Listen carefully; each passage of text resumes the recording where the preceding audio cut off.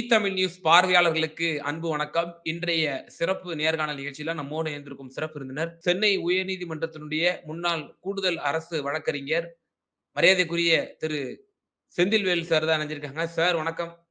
வணக்கம், வணக்கம். சார் தற்போது அண்மையில ஒரு பரபரப்பான ஒரு செய்தியாக போய்க் கொண்டிருப்பது நெப்போலியன் அவருடைய வீட்டில் நடக்கக்கூடிய ஒரு விவகாரம்.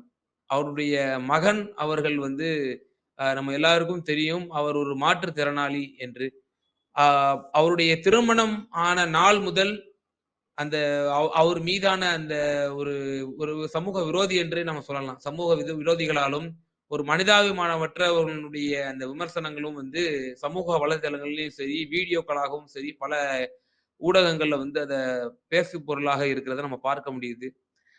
இப்போ அந்த அவருடைய அந்த ஹெல்த் சம்பந்தமாக, அவருடைய மகனுடைய ஹெல்த் சம்பந்தமாகவும் சரி, அவர் உயிரோடவே இல்ல அப்படிங்கிற மாதிரியான ஒரு செய்திகள்லாம் சமீப காலத்துல அதிகமாக, வேகமாக பரப்பப்பட்டது, வைரல் ஆனத நம்ம பார்க்கிறோம்.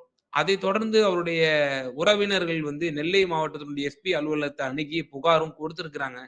என்னதான் சார் நடக்குது? சார் இது பாத்தீங்கன்னா, இது ஒரு குடும்ப விஷயம்.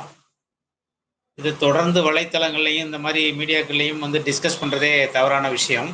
இருந்தாலும் கூட இதுல கருத்து சொல்ல நம்ம கடமைப்பட்டிருக்கோம். அவர் ஒரு மில்ல பிரபலமான நடிகர், முன்னாள் மத்திய அமைச்சர், பாராளுமன்றவர், இப்படி பல்வேறு பதவிகளை தமிழ்நாட்டிலே வசித்தவர். ஒரு உயர்ந்த பாரம்பரியத்துக்கு சொந்தக்காரர். இருந்த போதிலும் அவர் தன்னுடைய மகனுக்கு, ஒரு மாற்றுத்திறனாளி மகனுக்கு அந்த பெண் திருமணம் செஞ்சு வச்சாங்க. உலகமே அறியும் வகையில, மெச்சத்தக்க வகையில, வியக்கத்தக்க வகையில திருமணம் நடைபெற்றது. அது ஒரு கண்ணுபட போகிற கதையில இன்னைக்கு அந்த ஃபேமிலிக்குள்ள ஒரு முரண்பட்ட ஒரு சூழல் ஏற்பட்டு இந்த மாதிரி ஒரு சூழல் இருக்கு. பட் அந்த மாற்றுத்திறனாளியான மணமகனுடைய அவர் காணலைன்னா அவங்க ஒய்ஃப் தான் கம்ப்ளைண்ட் கொடுக்கணும். அதை விட்டுட்டு இப்படி வலைத்தளங்கள்லையும் இந்த மாதிரி மீடியாக்கள்லையும் அந்த ஒரு ஒட்டுமொத்த இன்னைக்கு ஒரு பெண் அவங்க ஒரு தியாகி தான். அவரை கல்யாணம் பண்றதுக்கு ஒத்துக்கிட்டு உலகமே மெச்சத்தக்க வகையில அவங்க ஆடி பாடி மகிழ்ந்து ஒரு மிகப்பெரிய ஒரு திருமணமாக நடைபெற்றுச்சு. அனைவருமே ஒரு மகிழ்ச்சி கடலா இருந்தான். அது இந்த சூழல்ல இந்த மாதிரி ஒரு துன்பகரமான தகவல் வரும்போது இப்ப பாத்தீங்கன்னா மிக கஷ்டமா தான் இருக்கு. சட்டத்தின் பார்வையில அவர் காணவில்லை என்றால் அவங்க மனைவி கம்ப்ளைண்ட் கொடுக்கலாம். மரியாதைக்குரிய முன்னாள் நடிகர் நெப்போலியன் அவர்கள் தன்னுடைய வலைத்தளத்திலே பக்கத்திலே உயிரோட தான் இருக்காங்க, அதெல்லாம் எந்த அவருக்கு பாதிப்பும் இல்லைன்னு சொல்லியிருக்காரு.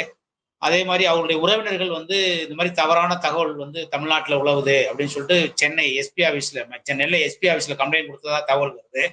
அதனால இது ஒரு குடும்ப விவகாரத்துல இந்த மாதிரி மனிதாபிமற்ற ஒரு சூழல்ல இந்த மாதிரிலாம் பண்றது ஏற்றுக்கொள்ள முடியாது.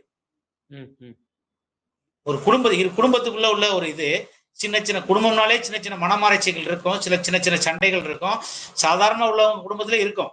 அதனால இதை யாரோ ஒரு துஷ்பிரயோகம் பண்ணி அந்த குடும்பத்துல பிரச்சனை மாதிரி பூதகரமா ஒரு வலைத்தளங்கள்லையும் யூடியூப்லையும் சொல்றதை நம்ம ஏத்துக்க முடியாது.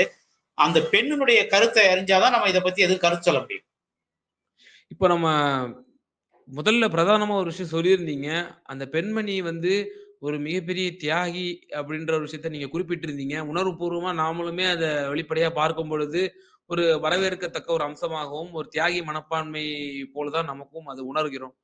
ஆனா இப்படி இருக்கக்கூடிய இந்த சூழ்நிலையில கூட தங்களை முற்போக்குவாதி என்று சொல்லிக் கொள்ளக்கூடிய, குறிப்பாக பெரியாரிஸ்டுகள் என்று சொல்லக்கூடிய, இன்னும் சமூக வலைதளங்களிலே இந்த மாதிரியான பேட்டிகள் குடுக்கக்கூடியவர்கள் கூட அந்த திருமணத்தை விமர்சனத்துக்கு உள்ளாக்குனத நம்ம பார்க்க முடியாது. ஒரு காசுக்கு திருமணம் பண்றதா? இது அடிமைத்தனம். இத்தனை இவ்வளோ கோடி குடுத்து உன்ன திருமணம் பண்ணணும்னு சொன்னா, அதுக்கு அது என்ன இது? அது திருமணத்துக்கான அந்த ஒரு வாழ்க்கைக்கே ஒரு கேள்விக்குறி. அப்படின்னு சொல்லி, அதை கூட ஒரு கொச்சைப்படுத்தி அது ஒரு விமர்சனத்துக்கு உள்ளாக்கப்பட்ட விஷயத்தையும் பார்க்கிறோம். இது எப்படி சார் பார்க்குறீங்க? சார், மரியாதைக்குரிய நெறியாளர்களுக்கு தெரியும்னு சொல்றேன். இன்றைக்கு பெரியாரிஸ்ட்னு சொல்லிட்டு தமிழ்நாட்டில் வளருண்ட தீகா வீரமணி அவர்கள் தன்னுடைய ஒரே மகனுக்கு அடையாறுல உள்ள வினை தீர்த்த விநாயகர் கோயில் தான் திருமணம் பண்ணாரு. வினை தீர்க்கும் விநாயகர் கோயில் தான் திருமணம் பண்ணாரு. அவர் எப்படின்னா ஊர் தாலிகள்லாம் அறுத்துட்டு தன்னுடைய குடும்பத்துக்கு அவர் தாலி எடுத்து கொடுப்பாரு. சமீபத்திலோட அவருடைய பேரனுக்கு தாலி எடுத்து கொடுத்தாரு.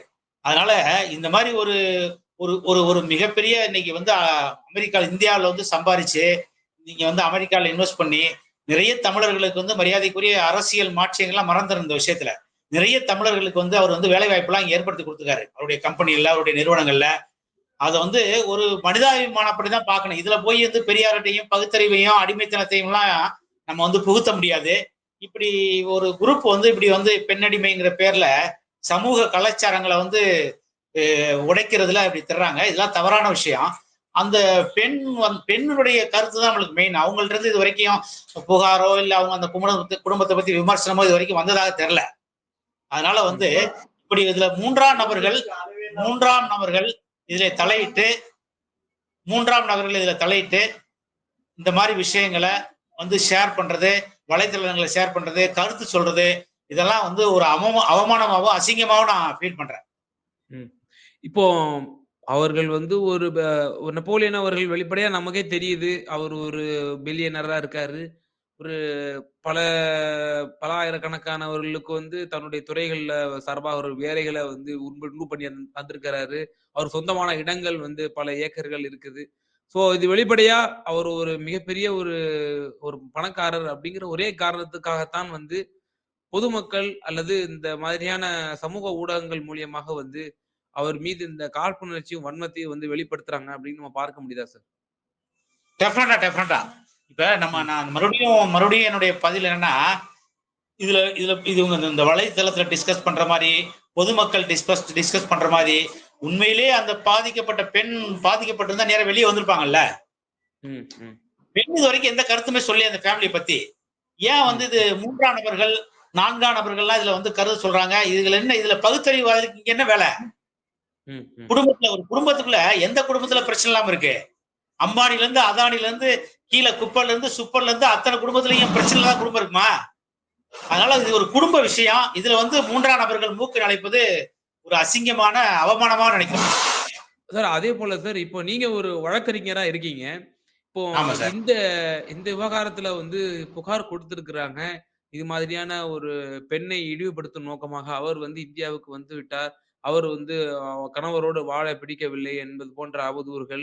அதேபோல அவர் வந்து உயிரோடு இல்லை அல்லது அவர் மாயமாகிவிட்டார். இப்படியான அவதூறுகள்லாம் வந்து சமூக வலைதளங்கள்ல பரவி இருக்கு. நடவடிக்கை எடுக்க சொல்லி காவல்துறையும் அணுகியிருக்காங்க. ஸோ இது மாதிரியான அஃபென்ஸ்ல ஈடுபடுறவர்களுக்கு என்னென்ன மாதிரியான செக்ஷன்ஸ்லலாம் வந்து போடுவாங்க சார் வழக்குகள? என்னென்ன நடவடிக்கைகள் உட்படுத்துவதற்கு வாய்ப்புகள் இருக்கு சார்? பாதிக்கப்பட்ட பெண் வந்து பாதிக்கப்பட்டால், உண்மையிலேயே அவங்க கணவர் காணவில்லை என்றால் உயர் நீதிமன்றத்தை நாடலாம். அவங்களுக்கு ஆல்ரெடி வந்து இந்தியா தான் அவங்க. இங்க உள்ள உயர் நீதிமன்றத்தை கூட நம்ம நாடலாம். எப்படின்னு கேட்டா, அந்த அம்மா இங்க வந்துட்டாங்கன்னா ஆட்டோமேட்டிக்கா அவங்களுக்கு ஜூரிஸ்டிக்ஷன் வந்துடும். இந்தியாவுக்கு வந்துட்டாங்கன்னா அவங்க ஹேபியஸ் கார்பஸ் அப்ரோச் பண்ணலாம். என் கணவனை வந்து சேர்த்து வைக்கலாம். ஏன்னா அவங்க இங்க இந்தியால இருந்து போகும்போது எப்படி போனாங்களோ அதே மாதிரி இங்க வந்துட்டாங்க. அதே மாதிரி இங்க உள்ள குடும்ப நல நீதிமன்றத்தை நாடலாம். இப்படி பல்வேறு சட்ட வழிகள் அவங்களுக்கு இருக்கு. ஆனா இதுல மூன்றாம் நபர்கள் வந்து தவறான கருத்துக்களை தொடர்ந்து வந்து இது பண்ணா அவங்க மேல அவமதிப்பு வழக்கு தொடரலாம், காம்பன்சேஷன் கிளைம் பண்ணலாம், டேமேஜஸ் குறிப்பா நெல்லை மாவட்டத்தினுடைய எஸ்பி அலுவலகத்துல கொடுத்திருக்காங்க இல்லையா? நெப்போலியன் அவரோட உறவினர்கள் மற்றும் அந்த மாற்றுத்திறனாளிக்கான அந்த அமைப்புகளும் வந்து கொடுத்திருக்காங்க இல்லையா? சோ இந்த புகாரின் அடிப்படையில இப்போ குற்றங்கள்ல ஈடுபட்டிருப்பாங்க. சமூக வலைதளங்கள்ல அவதூறு பரப்பியிருப்பாங்க. திட்டமிட்டே மானபங்கப்படுத்தணும் அப்படிங்கிற நோக்கத்தோட எல்லாம் சில பேர் பதிவிட்டு இருப்பாங்க. சோ இந்த மாதிரியான செயல்களுக்கு இந்த புகாரின் அடிப்படையில என்னென்ன செக்ஷன்ஸ் வழக்கு போடுவதற்கான வாய்ப்புகள் இருக்குன்னு நான் கேட்கிறேன். நீங்க காவல் நிலையத்துல புகார் கொடுத்து உடனே ரெமடி கிடைக்காது இந்த மாதிரி வழக்குகள்ல. இதுல போலீஸ் பெருசா பிரஷர் காமிக்க மாட்டாங்க. பட் மான நஷ்ட வழக்கு நீதிமன்றத்துல தொடரலாம்.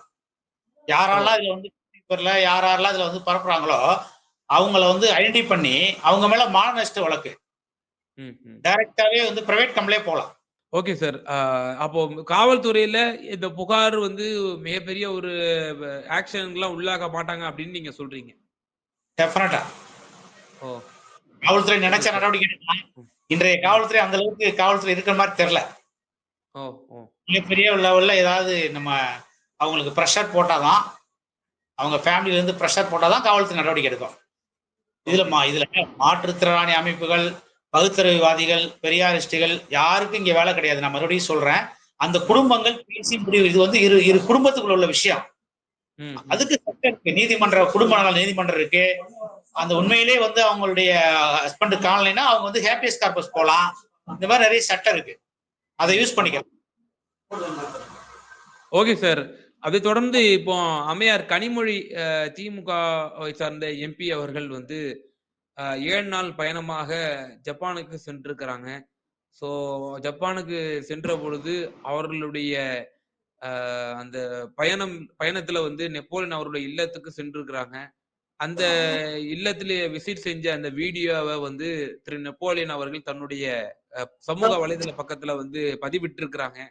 இது வந்து அரசியல் ரீதியா வந்து திமுகவோ அல்லது கனிமொழி அவர்களோ ஒரு ஆறுதல் தரும் விதமாகவோ, நாங்க நடவடிக்கை எடுப்போம் அப்படிங்கிற ஒரு விதமாகவோ இந்த செயல்பாடுகள் நம்ம பார்க்கலாமா சார்? இதுல வந்து சார் இது அரசியலா பார்க்க முடியாது.